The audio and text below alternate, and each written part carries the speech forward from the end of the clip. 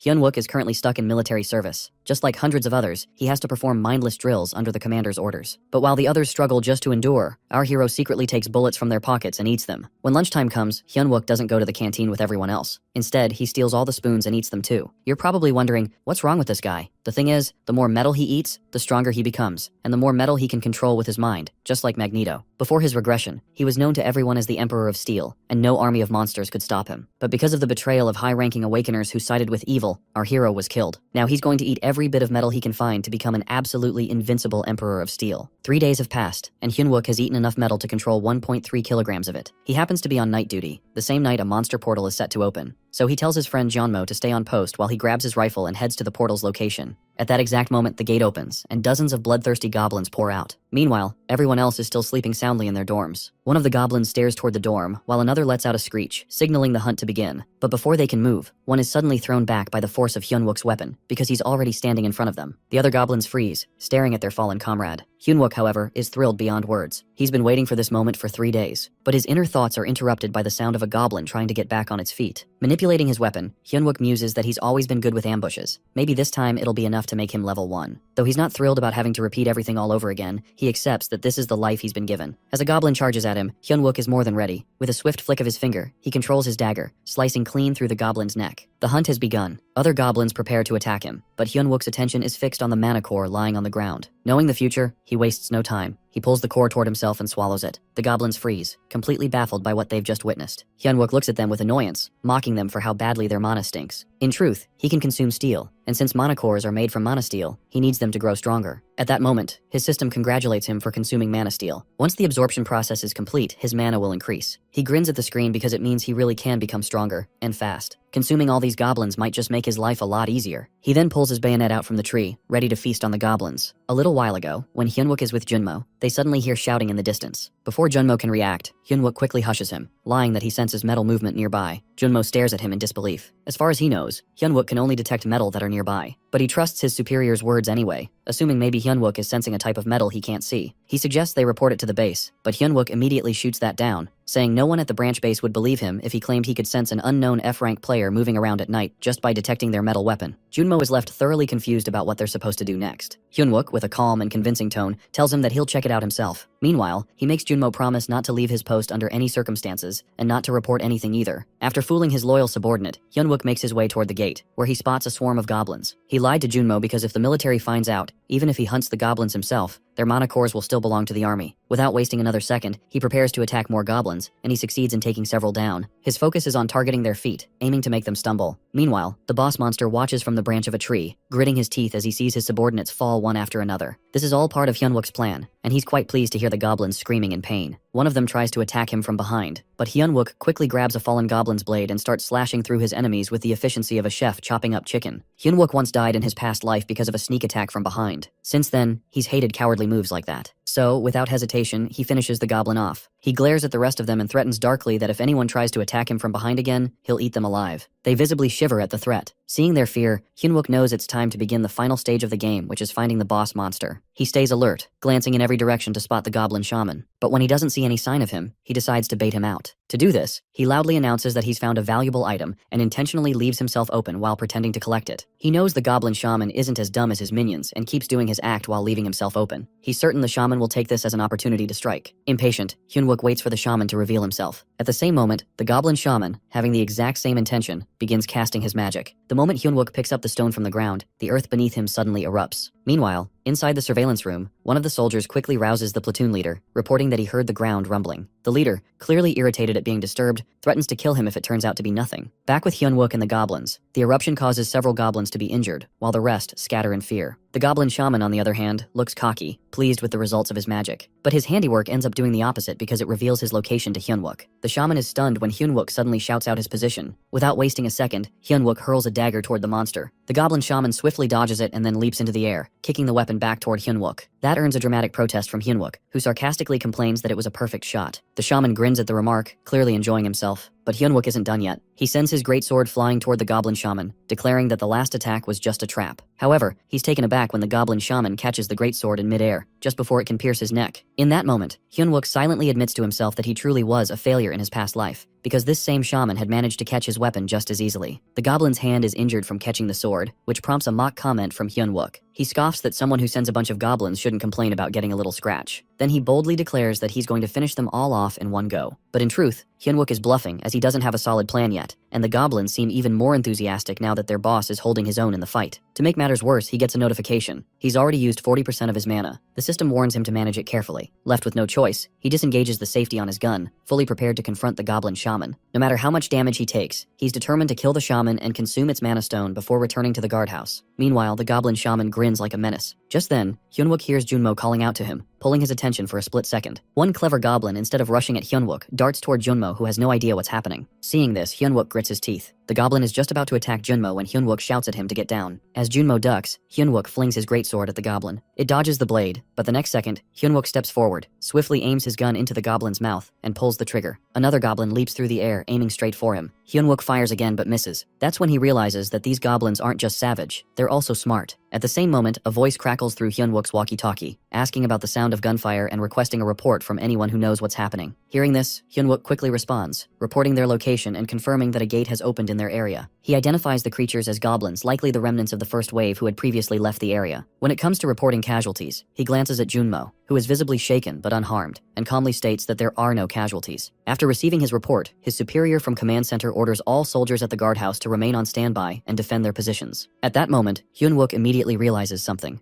Lieutenant Seo Yunha will be arriving soon. Seo Yunha, the leader of the AMT Paladins, is already preparing to deal with the gate now that she's aware of it. But Hyunwook has a very different concern. He knows that if she arrives, she'll be able to clear the gate on her own, and every item obtained, including a legendary grade 1, will legally belong to the military. That item is adamantium, which is the same metal that once made him the Steel Emperor in his past life. If he misses this chance to get his hands on it, he won't have another opportunity to find adamantium for 4 more years. Remembering the final moments of his previous life, he grits his teeth. No matter what happens, he's going to get to it first. For this purpose, Hyunwook understands that the monsters must be dealt with before the AMT Paladins or standby forces arrive. Typically, luring goblins requires a human presence to draw them in. Though Junmo raises a question, Hyunwook doesn't respond. His mind is occupied, analyzing the likely paths goblins might take next in search of prey. The city center crosses his thoughts as a potential destination, but he quickly dismisses it. A place that densely populated wouldn't suit a goblin pack as it's too risky, too exposed for them. Then, a report from the 6th post provides an answer. Goblins have begun appearing there. Hyunwook doesn't hesitate to acknowledge the call, intending to assist, only to be met with resistance. Orders demand every squad remain at their designated post, and from the tone of the reply, it's clear that F-rank soldiers like them aren't expected to accomplish much. The implication carries a mix of disbelief and mockery. Junmo, clearly unsettled, voices concern. The fear of punishment looms. The possibility of confinement to the guardhouse is real, but Hyunwook remains unmoved, knowing the 6th post relies heavily on long-range players, which are mages and archers, who would struggle against close-range enemies like goblins. A protest from Junmo follows, questioning what real impact they could have. Hyunwook, calm as ever, adds that he will also help him with a quiet glance, serving as both an answer and a decision. The sudden realization leaves Junmo stunned, caught off guard. Meanwhile, the 6th post requests backup as their corporal is down. They are told to hold their position. The rapid response unit has already been deployed, but until then, they must defend their post with their lives. Echoing their superior's grim orders, the soldiers resign themselves to the idea that they're going to die anyway. Goblins have already surrounded the entire guardhouse, leaving no escape. Inside, Soldier turns to his corporal, who is barely managing to stay upright. The corporal admits that he doesn't believe the barrier will be enough to stop the goblins. Desperation creeps in as the soldier pleads, asking when help will arrive, or if it's only going to come once they're already dead. He doesn't get to finish the sentence. Suddenly, an eerie silence falls outside. That's when the goblins step back, allowing their boss to take charge. With a twisted command, he manipulates the surrounding rocks and hurls them at the guardhouse. The impact is immediate. The roof begins to crumble, dust fills the air, and panic spreads among the soldiers. They know exactly what's coming next. The goblin boss has arrived, and he intends to destroy the guardhouse completely. After that, the survivors will be dragged to the altar, where the goblin minions will gleefully rip out their hearts while they're still alive. Understanding the full horror of their situation, the corporal reaches a breaking point. With his hand trembling over his own weapon, he prepares to end his life himself while believing it to be less painful than what awaits them. His subordinate breaks down in tears at the sight. Outside, the goblin shaman watches silently, ready to end the game. Suddenly, a voice echoes inside the crumbling guardhouse.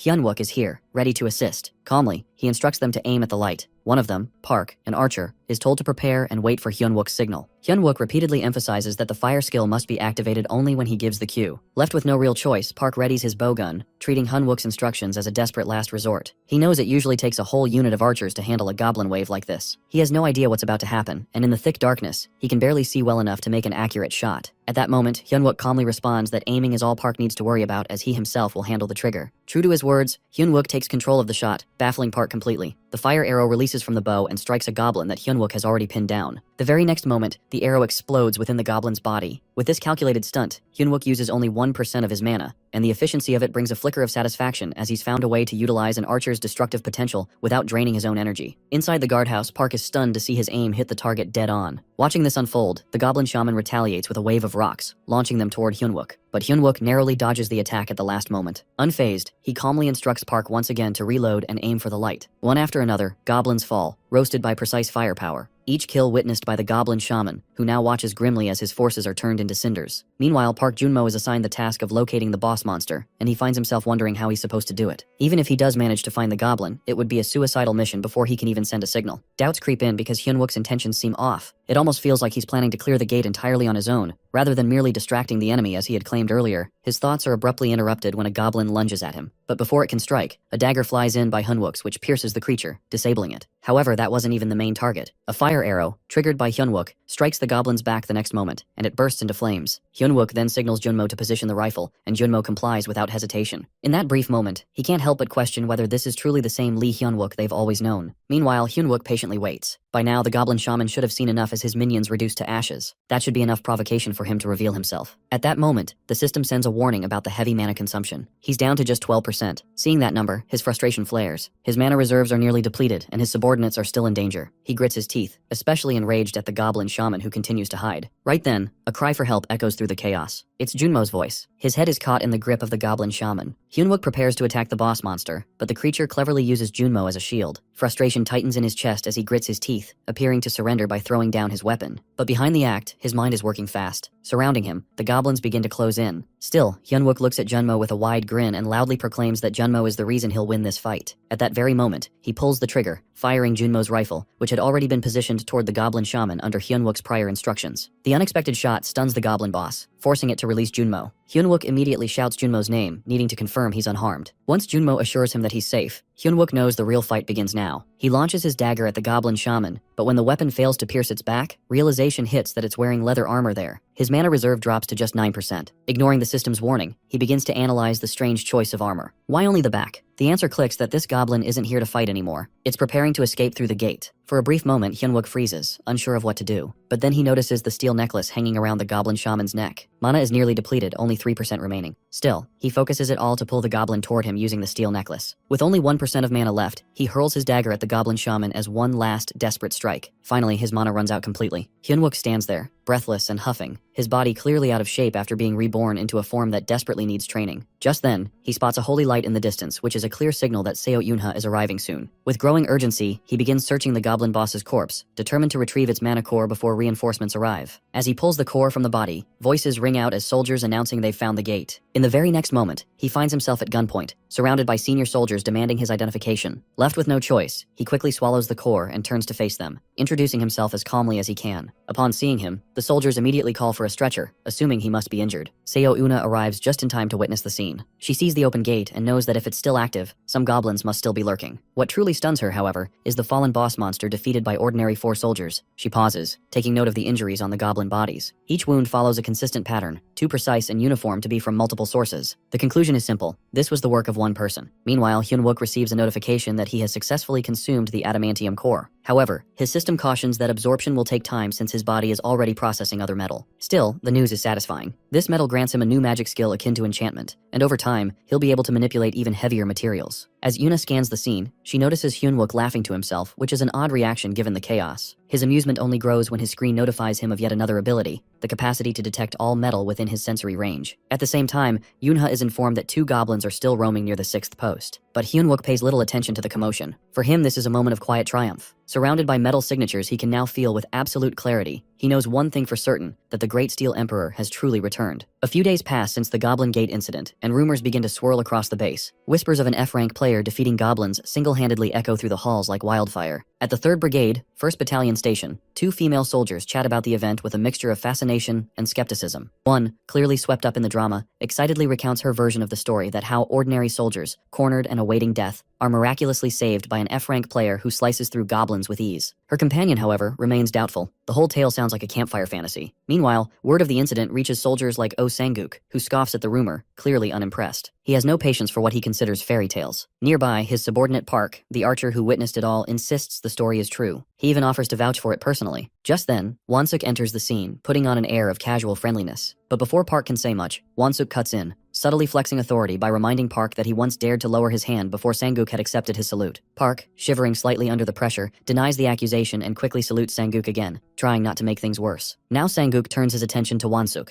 believed to be the next ace of their term, a soldier known for his raw strength, someone capable of tearing down goblins with his bare hands. With a mocking edge, Sanguk asks whether Wansuk could have taken down a raid gate alongside 3 ordinary soldiers. Wansuk answers with a firm and simple no. Oh Sanguk stubbornly assumes that someone else must have struck the final blow after a goblin got separated from the herd. To him, the idea of an F-rank going rogue like that is dangerous, because it threatens the very foundation of military discipline. Wansuk's expression darkens into something cruel as he grabs Park's head, unable to tolerate even the possibility that this rumor might disrupt military order. Meanwhile, inside the battalion commander's office, Hyunwook is summoned. He stands before Seo Yunha and her companion, salutes the commander, and waits, still unclear about why he's been called. After all, he knows the military has the power to quietly bury such matters. The battalion commander then directly addresses Hyunwook, demanding an explanation. According to the report, Hyunwook disobeyed a direct order to remain on standby and forcefully repelled the first wave of monsters without authorization. Hyunwook immediately realizes he's in trouble. One wrong word could land him in a full-blown military trial. He carefully considers his response, understanding the weight of every syllable. Eventually, he admits that it's true as he responded immediately to the gate's outbreak. The commander already knows the report, mutters aloud that it's hard to believe. By all logic, an F-rank like him should have ended up as dinner for the goblins, not their executioner. Hyunwook can feel the pressure radiating from the battalion commander, but he also knows this is no time to falter as there is no room to screw this up. So, with practiced subtlety, Hyunwook shifts the blame delicately, implying that he felt wronged by the battalion commander himself. This unexpected move draws an immediate protest from Minhee, but the commander raises a hand to silence him and signals Hyunwook to continue. Seizing the moment, Hyunwook straightens and, with respectful enthusiasm in his tone, reminds the commander of a lesson once taught during training. His words echo the battalion commander's own memorable speech, one that emphasized how even the lowest-ranking soldier could succeed if they followed the AMT tactical textbook on facing high-level monsters like trolls. The battalion commander pauses, caught off guard by the memory of his own words. Hyunwook reiterates the line, emphasizing that if they are trained to face trolls, then defeating a goblin should be far from impossible for someone like him. He acknowledges that yes, he acted against the command center's orders, but he did so to save the lives of the soldiers stationed at the 6th post. Internally, he feels a flicker of satisfaction. He's given a logical, well-structured answer, but he knows logic alone won't carry him through. Now is the time to press the emotional button that will truly move the commander. He recalls how the battalion commander once preached that a true soldier isn't defined by rank, but by the will to prepare for the worst and give everything in the fight. Continuing with measured conviction, Hyunwook says he merely did what a true soldier should under the commander's guidance. He speaks with genuine reverence, stressing that everything he did while putting his life on the line, defying orders, applying tactics, came from the training he received under that very leadership. Then he adds the final twist of the knife, calmly, respectfully, but sharply. He says he endured the bullying, the ridicule of being an F-rank, because he held on to the mindset drilled into them. But now, seeing the battalion commander, the very man who instilled that belief, deny his actions and question his place, it feels as if his entire existence in the military is being denied. From his past life, Hyunwook knows this man's history. When the gates first opened and chaos began, the commander, then second lieutenant, nearly died fighting orcs. But instead of retiring, he returned stronger, eventually helping to build the AMT from the ground up. Hyunwook knows he struck a nerve by invoking the commander's own words and legacy. He bets everything on it, and the gamble pays off. The battalion commander's stern expression falters. He steps forward, clasps Hyunwook's shoulder firmly, and in front of everyone, declares that from this moment on,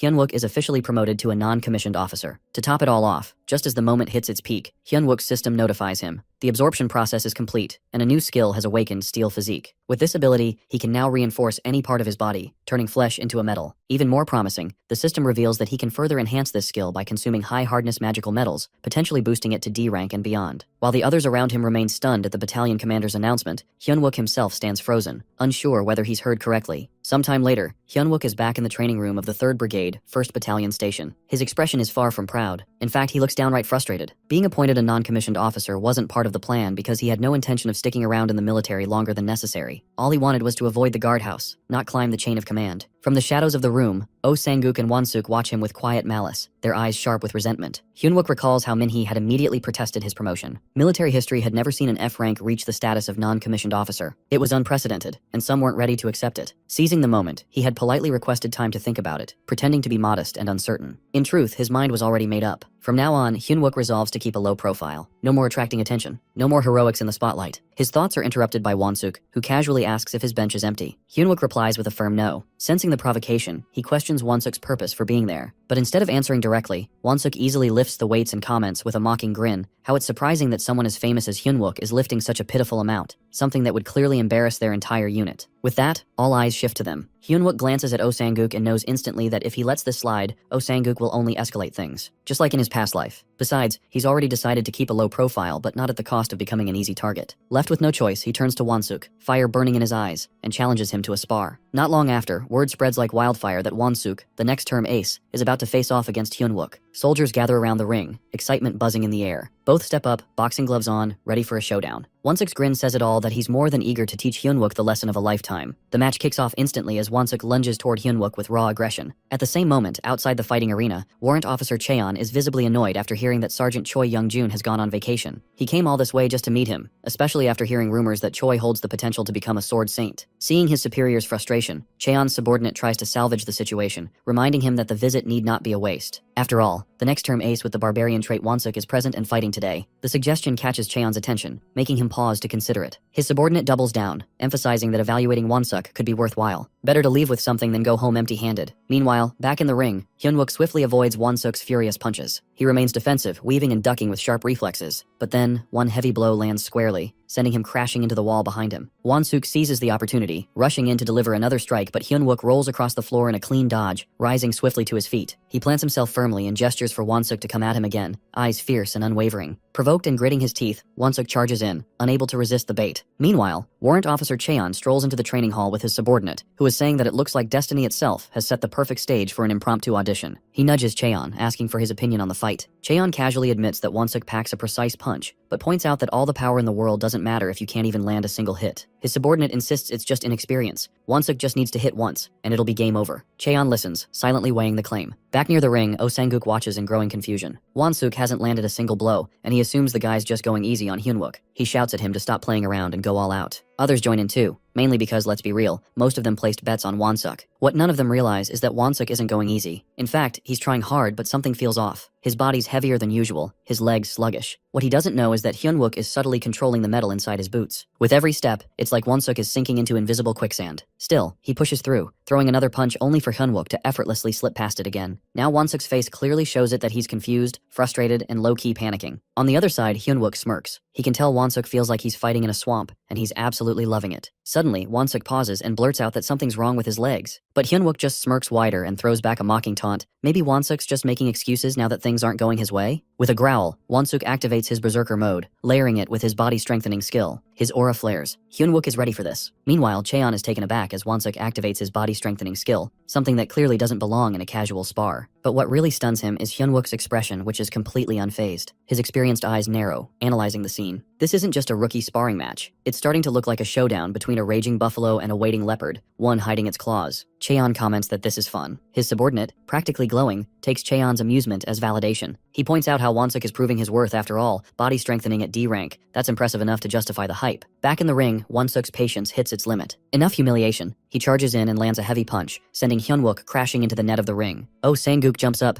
cheering like he's watching the underdog win the national championship. But Won-suk isn't celebrating. His fist throbs painfully, and he realizes something's very wrong. It feels like he just punched a steel wall with his bare hands. Because he basically did. Hyun-wook had activated his strengthening body transformation at the last moment as his arms now hardened like steel. And Won-suk, true to form, charges like a bull. But Hyun-wook dances out of range again, effortlessly dodging. Then, with his feet steeled, he lands a brutal kick to Won-suk's shin. Truth be told, Hyun-wook hates wasting his valuable skills on someone like this. But if beating down this trash soldier helps shut down the bullying, then maybe it's worth it. Everyone is stunned into silence as Hyun-wook effortlessly beats Won-suk to the ground. The air is thick with disbelief, but not for Cheon. He smiles like he's been waiting for this exact moment. Finally, Hyun-wook sheds the disguise of restraint and bares his fangs. To Cheon, it looks like a leopard sinking its teeth into its prey's neck. And now he watches with fascination, wondering if the predator will go all the way and cut off Won-suk's breath for good. But the fight isn't over. Won-suk, wild with rage and shame, suddenly regains momentum. He grabs Hyun-wook and yanks him into the air, convinced that some trickery is at play. He prepares to slam Hyunwook into the ground with every ounce of strength he's got, determined to end this in a single, crushing blow. And in that instant, Hyunwook's calm cracks. For the first time, his expression shifts. Hyunwook fights back, and the intense scuffle continues. Then without warning, Hyunwook pulls off a flying armbar at the last moment to save himself from the hit. At that, Cheon, watching this, thinks to himself that if that punch had landed, Wonsuk might have broken his own wrist. He realizes that Wonsuk instincts are sharper than expected. As the match drags on, Cheon starts wondering if a regular player like Hyunwook could really defeat a barbarian like Wonsuk. He questions if he's overestimated the guy. Meanwhile, Wonsuk taunts Hyunwook, asking if he really thinks he can crush his arm like that. Wonsuk tries to trap Hyunwook with just his fingers, but Hyunwook uses his strength to twist out of it. Wonsuk roars in frustration when Hyunwook locks him in a rear naked choke. Cheon's face brightens as he nods in approval, thinking that Hyunwook's body conditioning is impressive. Even without using any special skill, he's compressing Wonsuk's carotid artery. Meanwhile, Hyunwook clings to Wonsuk from behind, holding the choke. Wonsuk yells, claiming he just needs to use brute force to throw him off. He activates a D-rank skill which is strengthening body transformation, but it's no use. He still can't break free. A warning flashes before him that he's using the transformation skill in a range beyond his current chokehold. Hyunwook doesn't ease up. He keeps applying pressure. Another warning appears that too much force could damage Wonsuk's own body. One of the recruits nearby, worried, yells to the sergeant that they should intervene because someone like Wonsuk, with his pride, would never tap out. Hyunwook, straining with all his power, thinks this much should be enough to warn Oh Sanguk. On the other hand, Wonsuk panics inside. He can't believe he might actually lose to someone like Hyunwook. The thought of being humiliated in front of everyone as he is the supposed future ace rattles him. Suddenly, an energy surge flows through him. Hyunwook senses it, surprised, as Wonsuk's muscles swell and his shirt rips apart. With a scream, Wonsuk bursts forth with full strength, but Hyunwook doesn't let go, and Cheon watching is shocked. Wonsuk is using the same D-rank transformation twice in one match. Still, if he doesn't escape this choke, it won't matter. The question hangs in the air that who's the real predator here. Hyunwook tightens his grip even more and Wonsuk's eyes bulge, and then he collapses, unconscious. The soldiers stare, stunned. Cheon concludes that Hyunwook is the real deal, a true beast. Behind him, an image forms like a lion roaring in victory. Later, everyone rushes over to Wonsuk, lying still on the ground. One of them feels a pulse and lets out a sigh of relief. He's breathing. He's only fainted. They wonder aloud how to even turn his heavy body over. At the same time, Junmo runs to Hyunwook, telling him they knew he would win. Hyunwook grabs the person's wrist to stop him. Junmo keeps asking if he's hurt and says he was worried, but Hyunwook stays silent. He then makes an eye contact with Oh Sanguk, who looks quite ashamed. Finally, Cheon asks for Hyunwook's name. He himself introduces himself as First Lieutenant Cheon Myongho, and Hyunwook immediately recognizes him. He stands at attention and salutes, introducing himself as Corporal Wonsuk Hyunwook from the 1st Company. His mind races that why is he present here? Lieutenant Cheon smiles and says he's a raid tactics instructor from the Black Tiger unit. He tells Hyunwook his duel was impressive and hands him a card. Some bystanders whisper in shock as it's an invitation to the Black Tiger unit, the top troop in the AMT. They can't believe what they're seeing. Hyunwook hesitates and replies politely that he's just a regular player. The lieutenant brushes that off, saying ranks are made for ordinary people, and they need warriors like him. Hyunwook sighs inside. All these people are trying to drag him into things. He knows how closed off and political the military world is. The lieutenant still holds out the card, waiting. Hyunwook thinks about the trouble this might bring later, especially with villain groups. But he eventually accepts the card and thanks him for the offer, saying he'll consider it. He salutes respectfully. On the side, Oh Sanguk clenches his fists and grits his teeth, clearly upset. That night, in the battalion commander's office, a conversation unfolds. One officer asks how the Black Tigers are doing. Lieutenant Cheon replies they're always short-staffed. The commander grumbles that these days, even C-rank soldiers get recruited by guilds. They spend so much time training talent, only for them to be snatched away. He chuckles and guesses Cheon is here for Sergeant Choi Youngjun, but Cheon says he's actually on leave. However, he did find an interesting soldier while he was here. He sips his tea and mentions Hyunwook. The battalion commander, curious, asks again if he's an interesting soldier. Cheon answers that Corporal Lee Hyunwook. Just then, the commander looks out the window and sees Hyunwook running outside, panting, with someone chasing behind. The commander makes a call and casually asks someone to find out what Hyunwook used to do before he joined the army. Meanwhile, Junmo chasing after Hyunwook is panting too, clinging to him and asking if he can become strong like him. Hyunwook shoves him away, annoyed, telling him to stop clinging. He can barely stay upright himself, but Junmo doesn't give up, saying he wants to be just like him. Hyunwook thinks this kid can't even tell he's dying from exhaustion right now. Meanwhile, the commander hangs up with a grin and says it's not his fault. It's Hyunwook's the one making everyone around him so greedy. On a busy street, a mother is seen dealing with a street vendor while her young son suddenly gets distracted and runs off, chasing a small creature that looks like a monkey. It darts behind a nearby wall, and the boy, full of curiosity, follows without thinking twice. But as soon as he catches a proper look at it, his expression changes. It's not a monkey after all, as it's something else entirely. With a frightened face, he realizes it's a kobold, its sharp features and fierce eyes enough to make him freeze. Moments later, more creatures like it appear behind him, and the ambush begins. Meanwhile, back with our hero, Hyunwook stands silently in front of the battalion armory, dressed neatly in uniform. Seo Yuna beside him informs him that the battalion commander has acknowledged his performance and, as a reward, has granted him a few days off along with the right to choose a weapon. However, she also adds that the platoon leader doesn't trust him and never did. Hyunwook, thinking back to his previous life, remembers how uptight that man always was and figures nothing much has changed. He decides it doesn't matter anymore whether the man believes in him or not. What's important now is the present. Then Seo Yunha turns back and gives him a teasing look, pointing out that he seems quite full of himself. She says that the marking patterns found on the goblins near the gate were all identical, which clearly indicates that Hyunwook managed to stop the first wave of the goblin assault all by himself. She questions if that's even possible and looks at him with disbelief. Hyunwook, gripping a sword, simply states that this is the weapon he's going with. She then warns him not to pick something at random just because she's offering help and advises him to think carefully, saying she's backing him into a corner for his own good. But Hyunwook already knows what he's doing and insists that he likes this one. The weapon he chooses is known as the Cloud Blade. At first glance, it seems like a weak and almost useless item. It absorbs water and releases wet fog, but Hyunwook knows better. He remembers how, in his past life, Sergeant Choi Youngjun became famous using this very sword, and he's confident that its true power will reveal itself in time. In fact, the blade's real name is Dark Hand of the Cloudmaster. He recalls the ancient mythology, where alongside Huang Wung, 3 weather gods descended: Wind Lord, Rainmaster, and Cloudmaster. Among them, the Cloudmaster was the one who controlled the clouds and carried a pitch-black hand, known as the Hand of Darkness. Upon closer interpretation, this hand symbolizes blades hidden in the mist, and those blades are none other than the weapons of the Thunder God himself. Once fully awakened, the sword becomes capable of summoning lightning strong enough to destroy even mid-sized monster engines on its own. With a powerful mix of steel and thunder, it becomes a weapon feared by many. Hyunwook tells himself that this time, he's going to be the one who takes it. Seo Eunha looks at him with slight disbelief, and says that a rusty sword like that seems too small a reward, especially for what he has accomplished. But Hyunwook doesn't mind. He replies that he doesn't have the time to search for a different weapon, and that this one is more than enough. She watches him with surprise, and right then, an emergency alarm blares throughout the base as it's a gate break at Itaewon. As chaos begins, everyone scrambles to respond, but Hyunwook stands completely still. Seo Eunha observes his calm expression and wonders if he had somehow expected this all along. His composed face tells her that he isn't surprised at all. Soon after, the Blue Flower Guild arrives on the scene, their members fully geared up and looking intimidating. A few soldiers stare in awe, clearly seeing them for the first time. One whispers that the guild has sent backup for this gate, and another remarks on their gear, pointing out that every piece looks like it's been custom made. The admiration continues as one of them jokes that selling just a single piece of their equipment would be enough to buy a luxury building in Gangnam. Someone else daydreams about finishing service and getting into Blue Flower, imagining a future of showing off wealth and strength. While the others admire from a distance, Hyunwook is already giving orders. He informs the squad that this time, they're facing a kobold gate, and although kobolds might look small, they're notorious for using poison needles and gas, which often lead to heavier casualties than fighting large monsters. He warns the team that this is no time to relax or joke around, and when one soldier brushes off the seriousness, Hyunwook doesn't hesitate to remind him of the danger. He talks about the possibility of kobolds gouging out someone's eyes while they're still alive, and suddenly, the mood shifts. He tells the squad to inspect their gas masks properly, emphasizing how essential they are against poisonous gas. A soldier watching all of this mocks the group and says it almost looks like the trash units are holding strategy meetings now, and from a distance, someone could mistake them for an elite support squad. Another soldier just rolls his eyes. Hyunwook continues giving instructions and calls out to Jincheol, telling him not to be careless even if they're positioned at the rear. He reminds him that many kobolds escape through tight spaces like sewers and narrow pathways, and tells him to have his gas mask ready at all times. But Jincheol responds with a cocky attitude, saying he doesn't need advice from someone like Hyunwook. Hyunwook warns him seriously, but Jincheol laughs and calls him Mr. Commander of City Square. Clenching his teeth, Hyunwook snaps back, telling the squad to stop joking around and return to their senses. He reminds them that this isn't the first time they've faced a real-life threat, and that death is a real possibility. He explains that kobolds are small and agile, which is why they must install motion sensors near underground passages and narrow routes. He gives them 20 minutes to finish the task and then calls out Junmo, assigning him a specific role. As Junmo replies, the others begin whispering among themselves, noticing that Hyunwook seems unusually tense and serious today. Before anyone can react further, something suddenly strikes Hyunwook in the neck. A strange object sticks into his skin, and his body collapses to the ground. At the same time, an explosion erupts, releasing poison gas throughout the streets. The soldiers around him panic and scramble for their masks as the area is engulfed in toxic mist. Kobolds have launched a surprise attack. Hyunwook lies on the ground in pain, eyes stinging and voice weak, calling for help. A kobold stands over him, holding a weapon and staring coldly at his bleeding face. Just when things seem hopeless, Park Junmo arrives and knocks the kobold back, quickly asking if Hyunwook is okay. But Hyunwook, still gasping, sees the danger and yells for Junmo to run.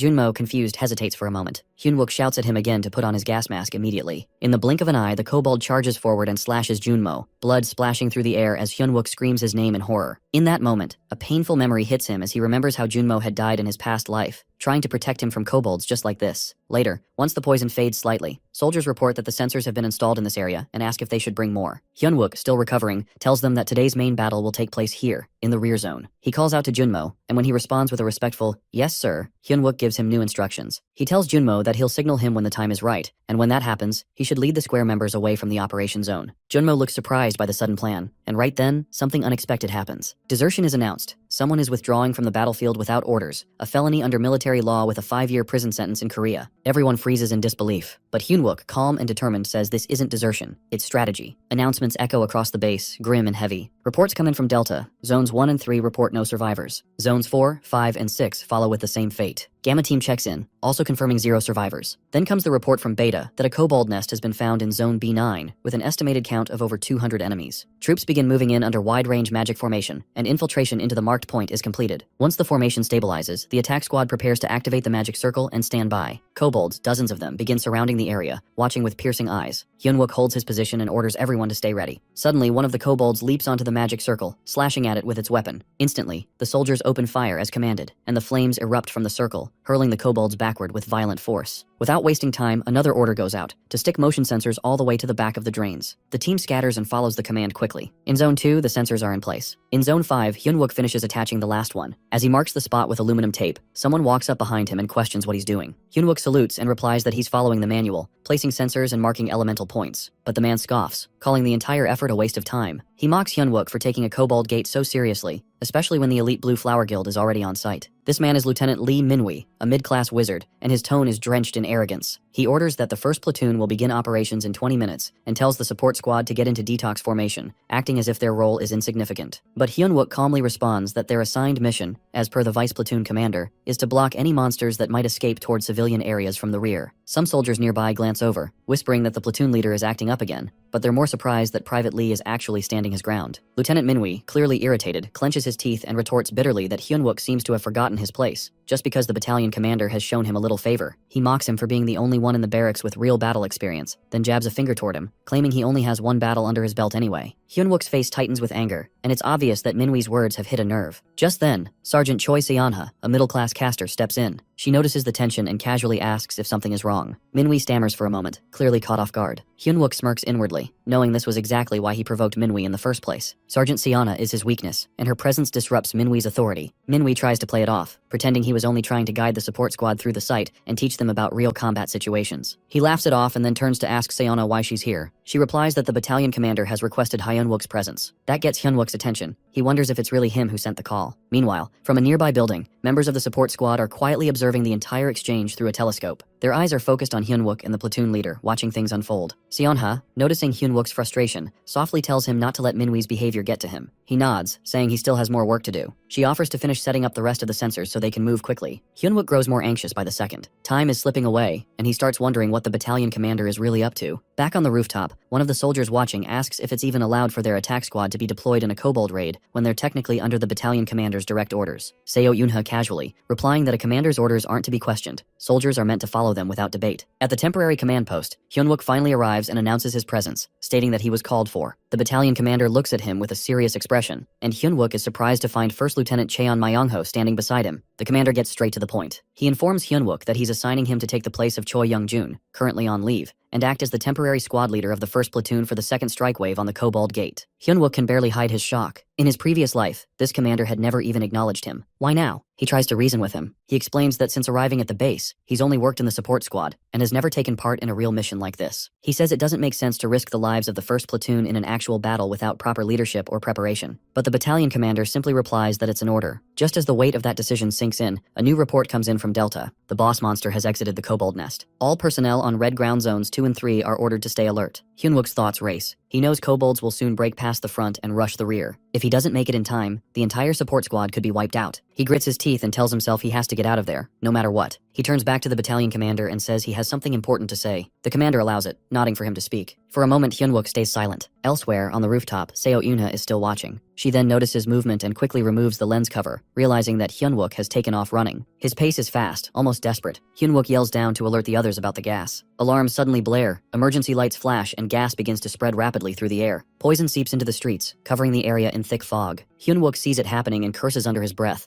It's happening faster than he remembers. At the temporary command post, Hyunwook approaches the battalion commander with something on his mind. He recalls rumors that during the commander's first mission, every soldier in his platoon had died. That memory alone has always stayed with him. So now, it just doesn't sit right with him that someone like the commander, once respected, is ordering him, a lone corporal from the overlooked city support squad, to risk his life in a combat test. He wonders if the battalion commander, whom he once admired, really sees regular soldiers as disposable pieces on a battlefield. The commander begins to explain that things aren't as they seem, that there's a reason why the attack squad is directed directly under his command. But before he can finish, Hyunwook cuts in with determination burning inside. He makes it clear that if following orders means sacrificing his comrades, then he won't comply. He's even willing to lay down his life for the mission, but not at the cost of innocent soldiers. The silence between them grows thick, and one of the soldiers yells out that disobeying orders during wartime could cost him his life. Hyunwook knows that well, and still, he can't shake the feeling that if he doesn't go now, the entire rear guard will be wiped out. After a moment, the battalion commander sighs and grants him permission to proceed with the original support mission. Internally, Hyunwook is caught off guard. He didn't expect the commander to bend, but the commander reminds him that he still disobeyed orders, and there will be consequences. Later, as they move into the danger zone, toxic gas begins to spread everywhere. He immediately covers his face and secures his gas mask. Cursing the situation under his breath, he rummages through his military-issued inventory pouch, pulls out his weapon, and activates it with water and oil. It's the Cloud Blade, a sword that absorbs water and emits a misty fog. The blade begins to shimmer, pulling moisture from the air. Visibility drops to nearly zero, and panic sets in. He thinks he might be too late. Somewhere nearby, he hears screams. Private An Minte is under attack, crying out for help. Junmo, holding his weapon, spots the kobold lunging at An Minte and fires just in time, causing the monster to fall back. With blood pouring from his own side, Junmo yells for the support squad to get An Minte inside a supply box with emergency barriers. Another soldier drags An Minte's bleeding body, announcing that he's been secured. Meanwhile, the vice platoon leader is frozen, overwhelmed, and barely responsive. Junmo tries to snap her out of it, realizing that she's still young, barely in her 20s, and this is her first real mission. He feels powerless, unable to protect the others. Then, the grim reality hits him. They're almost out of ammunition, and the kobolds are closing in. Fear settles in, but suddenly something sparks in his mind. He wonders what Corporal Lee Hyunwook would do in a situation like this. That thought gives him clarity. As one soldier tries to resuscitate An Minte and calls for help,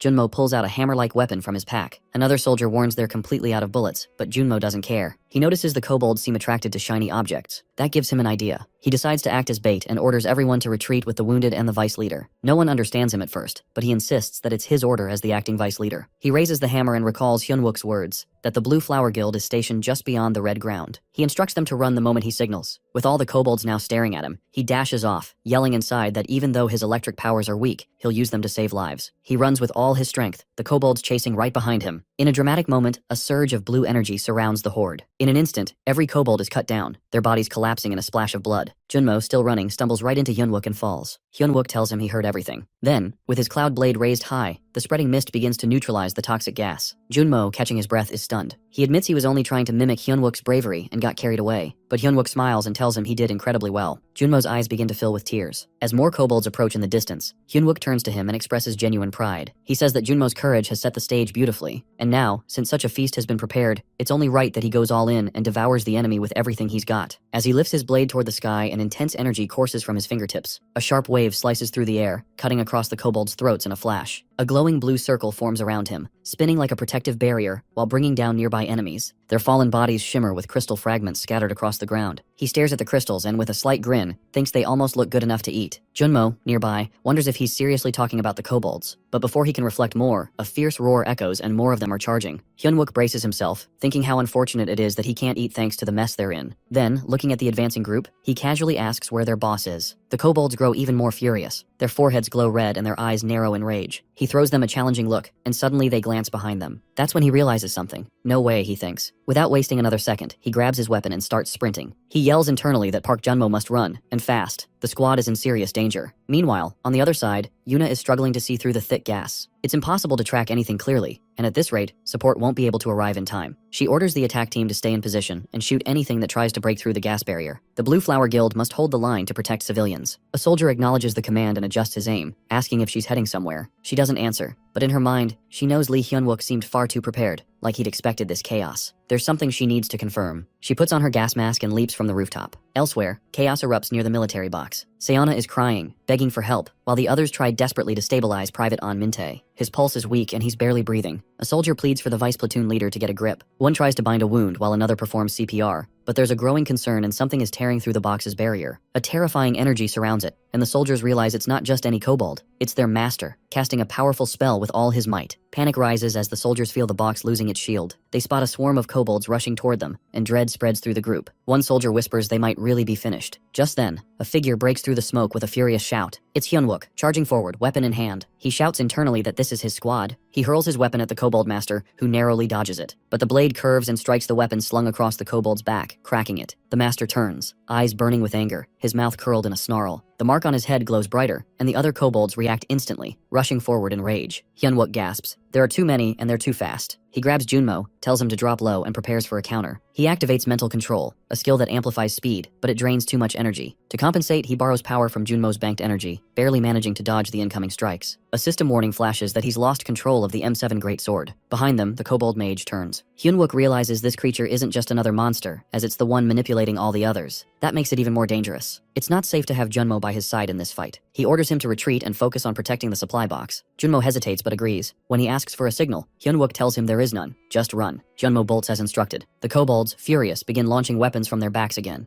Hyunwook quickly uses mental control to redirect them midair. He dives behind the barrier of the box, watching the final weapon spin toward him. The mage grins from the shadows, but Hyunwook manages to avoid a direct hit. Breathing heavily, he glances at the injured soldiers and sees Junmo rushing over. Junmo reports that An Minte is still unconscious. Hyunwook's heart sinks. He looks around for their medic, Seonha. She's curled in a corner, sobbing uncontrollably. He realizes she's in the middle of a full-blown panic attack. Without their healer, everyone might die. He calls her name, and she lifts her head, her face streaked with tears. He meets her eyes and pleads with her through his expression alone. They're still in the middle of a battle, and lives are depending on her now. Hyunwook turns to her with urgency in his voice, asking if she really plans to live the rest of her life drowning in regret. He knows all too well how terrifying that kind of life can be. While she sobs and looks at him, something stirs in the air. A pulse of energy bursts out, catching the attention of the kobolds from afar. A soft yellow light begins to glow as she finally channels her power. Hyunwook watches her closely and asks how the injured soldier is doing. She admits he's lost too much blood, partly because she froze earlier, but now she refuses to give up. He nods with quiet relief and thanks her. Turning to Junmo and the others, he informs them that he'll be borrowing their greatswords. Junmo, uneasy, catches on to what he's about to do, and his expression darkens. But Hyunwook just grits his teeth and says it's time to return the kobold's gift back to them, with interest. Meanwhile, somewhere else in the city, a luxury car rolls down the street. Inside, a young woman lounges with her legs crossed, chatting on her phone. She ends the call excitedly, saying something incredible has just happened. Without noticing, a spider crawls across her shoulder. She calmly brushes it off and remarks to herself that she'll need to make an appearance, perhaps offer her condolences. She's heading straight toward Itaewon. Back on the battlefield, Hyunwook stands tall, sword in hand, surrounded by blue-tinged blades floating in midair. The kobolds watch the display with alarm. At the edge of the area, their hidden guest steps into view, stepping directly onto a sensor marker. The dark mage kobold spots her from a distance, baring his teeth in a wicked grin and raising his weapon toward Hyunwook. But Hyunwook doesn't flinch. He keeps his gaze low, slowly lifting his sword with purpose. He thinks to himself that the prey has walked right into the trap. Everything is set up just as planned. The boxes, the sensors, the field pattern. The only unpredictable part was a small section of Zone A, mishandled by the vice platoon leader. But that doesn't matter now. He declares to himself that once the leader behind all of this is taken down, the game will be over. Activating mental detection, he scans the area for any unfamiliar metals. Anything that doesn't belong within the grid must be kobold related. He focuses his mind, tapping into mental control, a skill that consumes mana and allows him to manipulate metal, even increasing its weight if needed. He channels energy through his raised sword, sending shockwaves through the field. The blue light swirls around the kobolds before slicing through them like a storm. One of the blades races toward the kobold mage, but the monster quickly casts a spell, creating a magical shield in front of him. Hyunwook studies the barrier closely, his expression sharpening. With another sharp movement, he launches a second wave. Multiple greatswords circle in on the mage, but the creature grits his teeth and summons all his power. The air rips apart as he holds back the weapons with everything he has. Undeterred, Hyunwook thrusts his arm forward again, fury blazing in his eyes. He demands his swords back, shouting in his mind as he forcefully uses mental control once more. A system alert suddenly flashes. His M7 greatsword is now bound by a weight beyond its controllable limit. Realizing brute force won't work, he prepares himself for another wave of attacks. The kobolds' marks begin glowing again, and they start launching metallic projectiles from their backs. Dozens of weapons hurtle toward him. He throws his arm in front of his face to block, but some pierce his limbs and armor. The mage signals his underlings, and the entire pack charges forward in unison. Hyunwook, now covered in cuts and embedded blades, grins through the pain. He nearly believes it's all over, just like in his past life. But no, not this time. He activates body strengthening, and the arrows embedded in his body drop to the ground like dead weight. If not for that skill, he knows he would have been finished. Now, with renewed strength, the greatswords encircle the mage in a deadly spiral. He swings his arms in a crossed motion, unleashing a whirlwind of sharpened metal. A massive storm of blades spins into a blue tornado, sweeping through the remaining kobolds and tearing them apart. When the dust settles, Hyunwook stands still with arms folded, breathing steadily. Only one enemy remains, the kobold dark mage. Hyunwook locks eyes with the last standing foe, calling him out silently in his head. Now it's time to end this. The mage kobold clenches his sharp teeth and releases a thick cloud of toxic gas that quickly spreads through the area. Hyunwook stands right in front of him, shielding himself with his arm. His mind flashes with thoughts of how useless struggling seems now. He remembers how much effort he put into making sure this kobold would be the last one standing.